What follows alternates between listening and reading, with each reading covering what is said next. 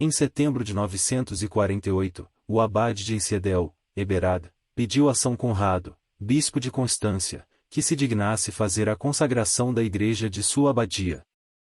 O prelado, atendendo à solicitação, dirigiu-se ao convento, acompanhado do santo bispo de Augsburgo, Ulrich, e de uma comissão de cavalheiros da sociedade. No dia fixado para a cerimônia, São Conrado e alguns religiosos se dirigiram à igreja, alta noite, e se puseram em oração. De repente, viram que a igreja se iluminara de uma luz celeste, que o próprio Jesus Cristo, com paramentos episcopais, estava assistido por multidão de anjos e santos. Ele estava realizando a dedicação dessa igreja, acolitado pelos 4 evangelistas, celebrava no altar o ofício da dedicação. Jesus Cristo, acolitado pelos 4 evangelistas, celebrava a missa. Anjos espargiam perfumes à direita e à esquerda do Divino Pontífice. O apóstolo São Pedro e o Papa São Gregório seguravam as insígnias do pontificado, e diante do altar se achava a Santa Mãe de Deus, circundada de uma auréola de glória. Um coro de anjos, regido por São Miguel, fazia vibrar as abóbadas do templo com seus cantos celestiais. Santo Estevão e São Lourenço, os mais ilustres mártires diáconos, desempenham as suas funções.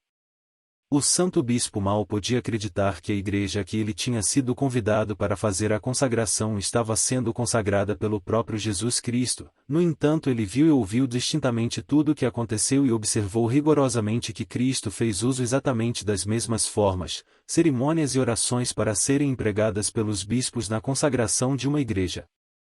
O rito de dedicação das igrejas e altares era comum nas catedrais e grandes santuários assim que eram inaugurados ou tinham suas obras concluídas. A aspersão ou o rito de dedicação é marcado por diversos símbolos e gestos. O primeiro deles é a aspersão com água benta sobre o povo, templo espiritual. Depois, aspergem-se as paredes da igreja e o altar. Relíquias, após a liturgia da palavra, depois da invocação da ladainha de todos os santos, são depositadas no altar as relíquias de santos e mártires, para significar que o sacrifício dos membros do corpo de Cristo teve a sua origem no sacrifício daquele que é a cabeça. Prece de dedicação, ou o celebrante profere uma oração na qual manifesta a intenção de dedicar o templo a Deus para sempre, pedindo a sua bênção.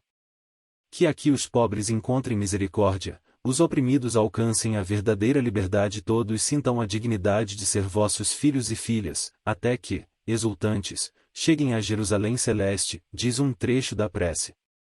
Unção ou o altar e as paredes da igreja são ungidos com o óleo do crisma. Pela unção, o altar se torna o símbolo de Cristo, que é o ungido por excelência com o Espírito Santo. Já a unção da igreja, feita nas 12 cruzes fixadas nas paredes, em templos de dimensões menores isso se faz em 4 cruzes, em recordação dos apóstolos, sinaliza que o templo é perpetuamente dedicado ao culto cristão. Incensação, após a unção, é queimado incenso sobre o altar para significar que o sacrifício de Cristo sobe para Deus em odor de suavidade, mas também para exprimir que as orações dos fiéis sobem igualmente até o trono de Deus. Também toda a igreja é incensada, sinalizando que aquela é uma casa de oração, assim como o povo, templo vivo. Revestimento e iluminação, por fim, o altar é revestido como sinal de que aquele é o lugar do sacrifício eucarístico e a mesa do Senhor, em volta da qual o sacerdote e os fiéis celebram o memorial da paixão, morte e ressurreição de Cristo. Em seguida, o altar é iluminado com velas, para recordar que Cristo é luz para a revelação aos povos e com sua claridade resplandece a igreja.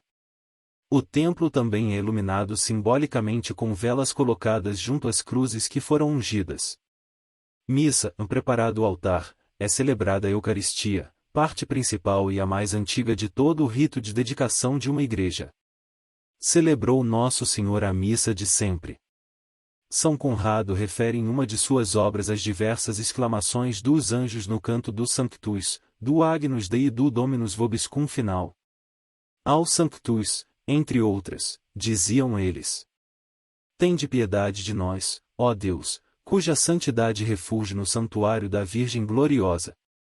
Bendito seja o Filho de Maria, que vem a esse lugar para reinar eternamente. Maravilhado com semelhante aparição, o bispo continuou a rezar até 11 horas do dia. e o povo esperava com ansiedade o início da cerimônia, sem que, no entanto, alguém ousasse indagar a causa dessa demora. Afinal, alguns religiosos cercaram do prelado e lhe pedem que comece a solenidade. Mas São Conrado, sem deixar o lugar onde rezava, conta com simplicidade tudo o que presenciar e ouvirá. Dizendo: eu não posso consagrar essa igreja pois já foi consagrada pelo próprio Jesus Cristo e os habitantes do céu. Mas não acreditando nele insistiram achando que sua narração dos fatos fosse um sonho que ele tivera ou que ele estivesse louco, depois de muito insistirem. Finalmente, o santo bispo, cedendo às instâncias de todos, dispôs-se a proceder à consagração da igreja. Foi então que aos ouvidos dos fiéis escutaram estas palavras, pronunciadas por uma voz angélica, que repercutiu em toda a assembleia, dizendo mais de uma vez, na linguagem da igreja: Cessa, cessa, frater. Capella divinitas consecrata est, detende-vos, meu irmão, a capela já foi divinamente consagrada. Então São Conrado desistiu de consagrar novamente a igreja e mandou um relatório da ocorrência milagrosa para Roma. Essa ocorrência foi investigada e confirmada pelo Papa Leão VIII.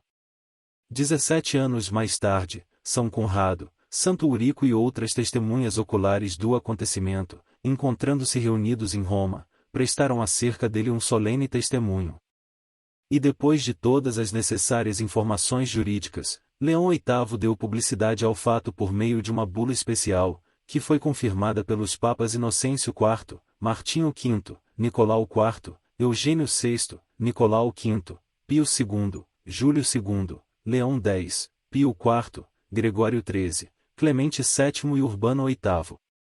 E, a 15 de maio de 1793, Pio VI ratificou os atos de seus predecessores. Se esse rito é suficiente para nosso Senhor Jesus Cristo Rei do Universo, sumo e eterno sacerdote suficiente para mim,